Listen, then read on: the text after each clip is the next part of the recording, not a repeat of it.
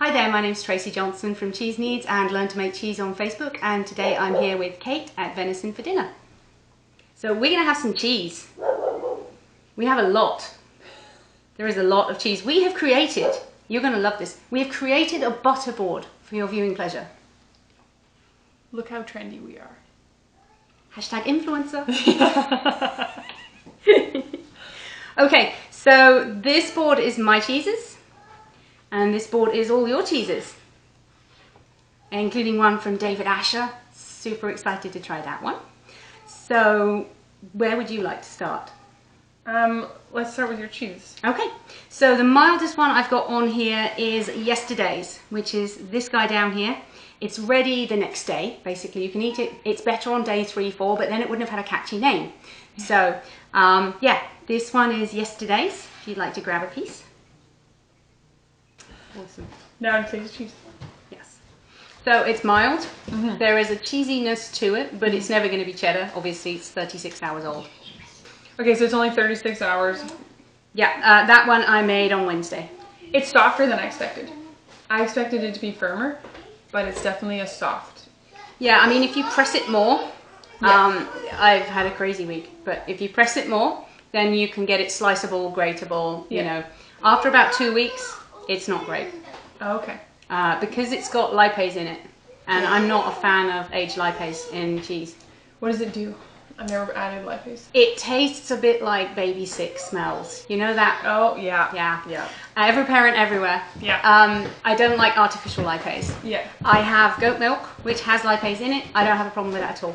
Yeah. It's the aged, like it's the artificial lipase that really... Okay. Interesting. Yeah.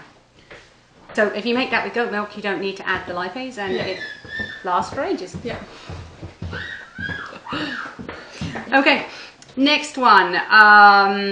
There is Guidos and chive. Have you ever made a Guidos? I've made it once years ago, and then I started making Butter case, and I stopped making Guidos. Yeah, Guidos is a really easy beginner cheese. This one's a little crumbly because it's fairly old. This is about 2 years old. Dry aged. Dry aged. That's good. It has a nice texture to it. And the onion lifts. That's what they say about eating on the television. Sit with your ankles crossed and take small bites. No, I took a massive bite. I'm going to save that one till later, otherwise I'm going to be too long. Okay. Okay, so this one, I'm calling this Alpine Zeller. Okay. So it's not an Appenzeller and it's not an Alpine. It's kind of a cross of the two. I've washed it with cider. It's the first cheese I've ever done a washed rind on. I've never washed rind. Is that your phone buzzing? Nope, mine's off. I'm going to try with a small bite this time.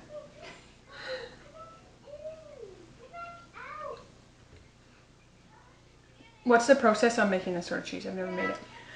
It's basically like an Alpine cheese, so you'd start like an Asiago or a Swiss with no propionic in it, and then once you've actually made the cheese, then I have a little squirt bottle and I put the cider in there and just wash it every 2 days for about 3 weeks until the mold gives up growing, and then it grows the orange. Yeah, has a nice bee linens. Nice bee linens on it. So I'm quite pleased with that one, since it's my first time.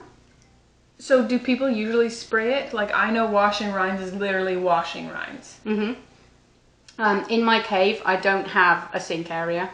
I have a basement room, much like your root cellar. So a squirt bottle inside a plastic tub works best for me. Okay. It's just laziness, really.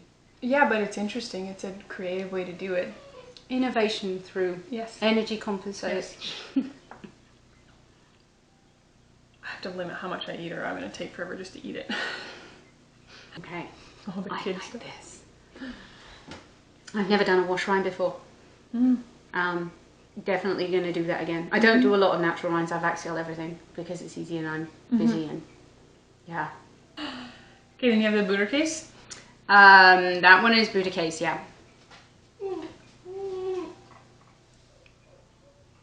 And this is really old. This is 2.5 years. Yeah, totally different. Mm-hmm. Totally different. And what milk is that made with? This is the only one with raw milk. Mm-hmm. Everything else on here is cow milk from the store. Okay. That's why they're so white too. Yes. Some of them I even put annatto in. Oh, okay. But I don't put a bunch of annatto in. Oh, okay. Because I don't like bright orange cheeses.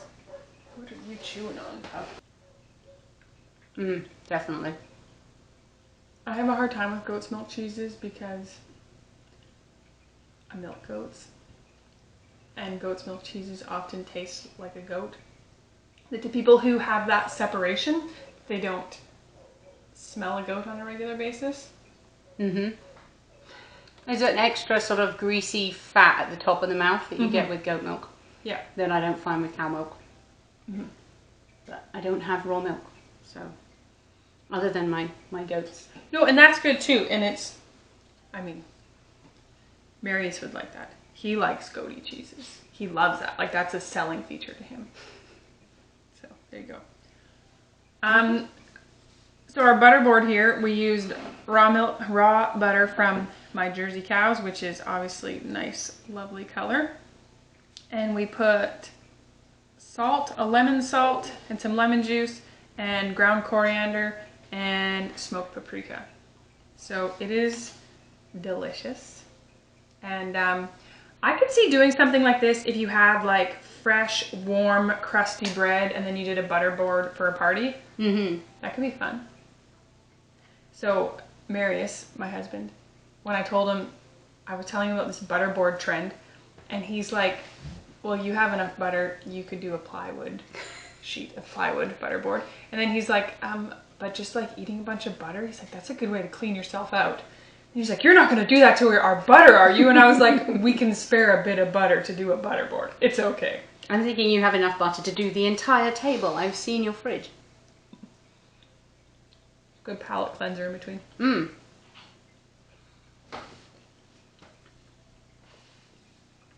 I think it needs a bit more salt. Like, I think to do something like this, the butter has to be pretty salty.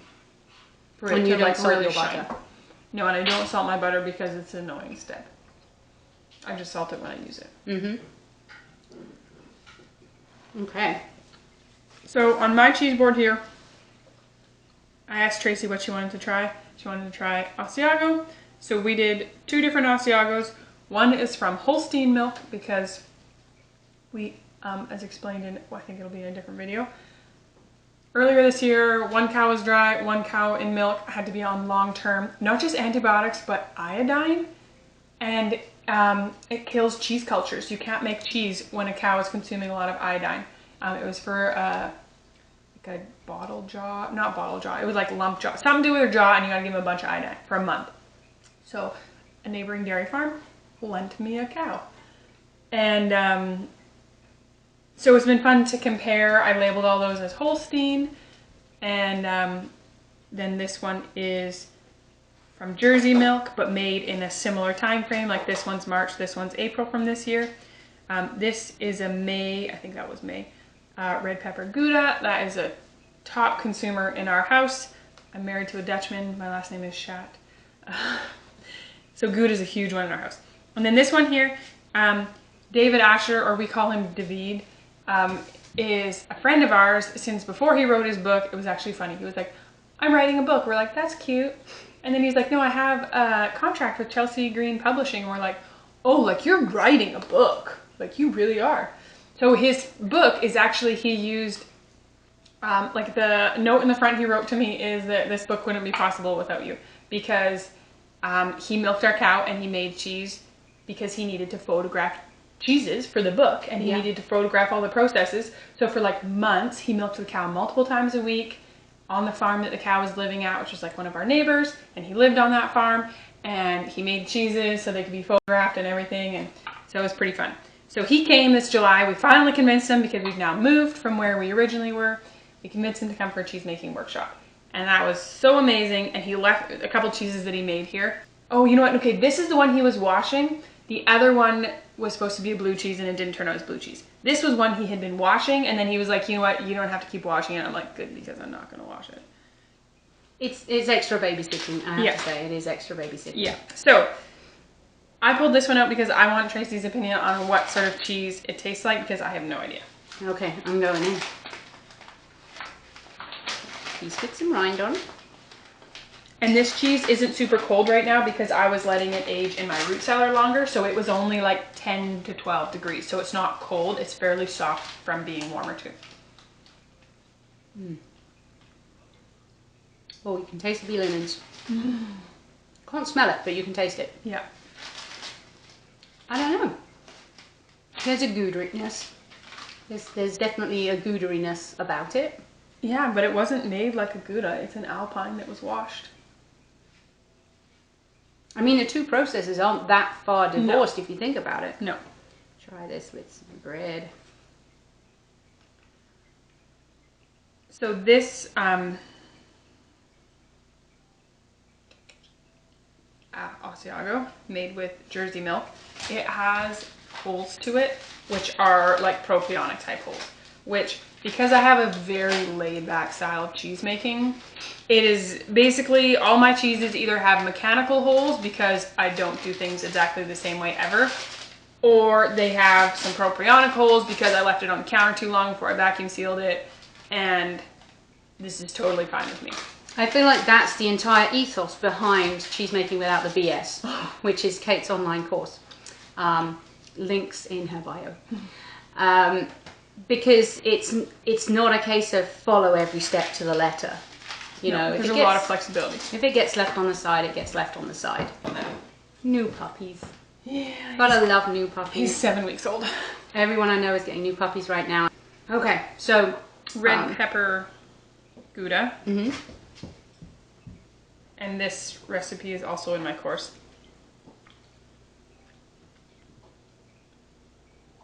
bendy. I like a bendy Gouda. Sometimes mine end up in the back of the fridge for so long that they start to go crumbly. Oh, this one's a little spicy. I'm a spice wuss. How are you on spices? We'll see.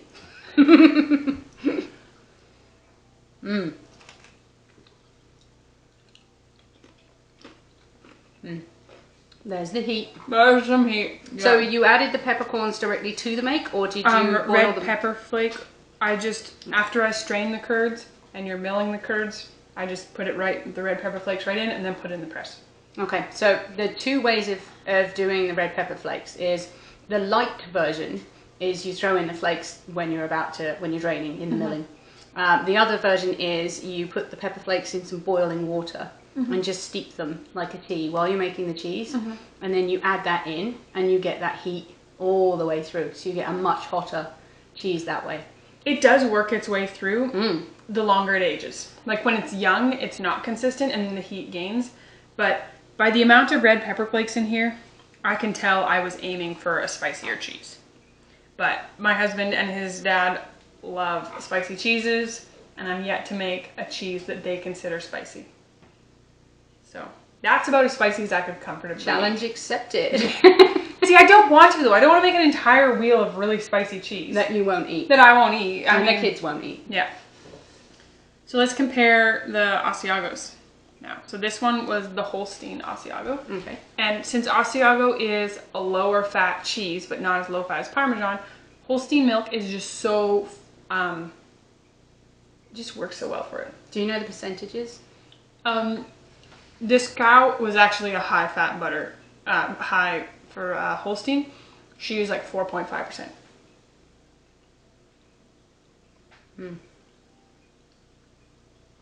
That you can taste the butter in there. Oh, wait till you try this one.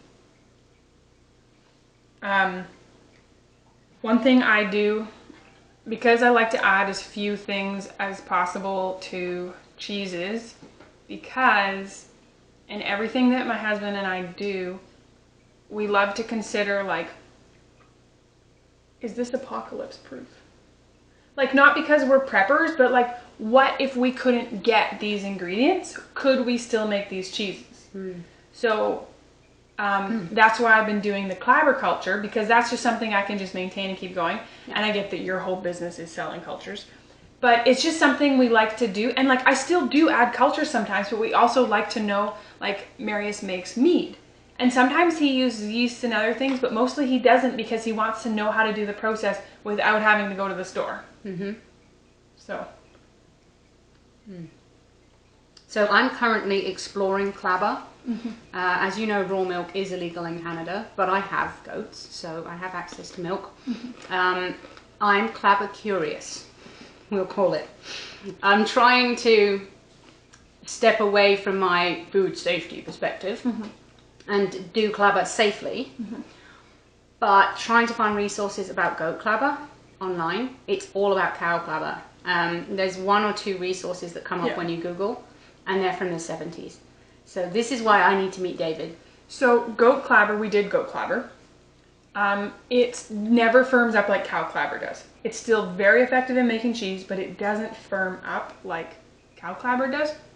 However, I could give you a scoop of Clabber that you could then go and start making goat Clabber without having the iffy part where you... Because to make a Clabber culture, if you're familiar with making Clabber, you just leave milk out until it spontaneously becomes like a thick mass of milk jello, essentially. If you shake it, it becomes then like a buttermilk consistency. This first generation Clabber is too yeasty and is way too strong for you to make cheese with. You will not have successful cheese making. You then just take a little scoop of that first generation Clabber, and you can just make a little jar of it. You don't have to use a bunch of milk for it. I usually make more because then I just feed excess to the chickens because I have lots of milk. You take a little bit and you inoculate a new jar of milk. Second generation jar of Clabber is going to gel in 24 hours, unless you're in a hot climate and it's hot in your house, and then it'll be 12 hours. You want to be, I'd say, 4 generations away from your first Clabber to make cheese. And then from there forward, you can just make cheese. I save back a little bit of that Clabber. I pour it into a new jar because otherwise I find it gets a little too strong if I continuously use the same jar. Sometimes I'll pour the milk into the Clabber jar, swirl it around, and then pour it into a new jar. And then I put it on the counter, and 24 hours later, it's ready to use again. This is similar to kefir. However, Clabber doesn't get yeasty like kefir does. Kefir so easily gets yeasty. And when you put kefir to sleep in the fridge, it takes days to wake it up. You can take a scoop of cold Clabber and put it in milk, and in 24 hours it's ready for cheese. Kefir is days of prep. And if you have warm milk, like if I took milk warm from and added that in, it will be ready in 12 hours.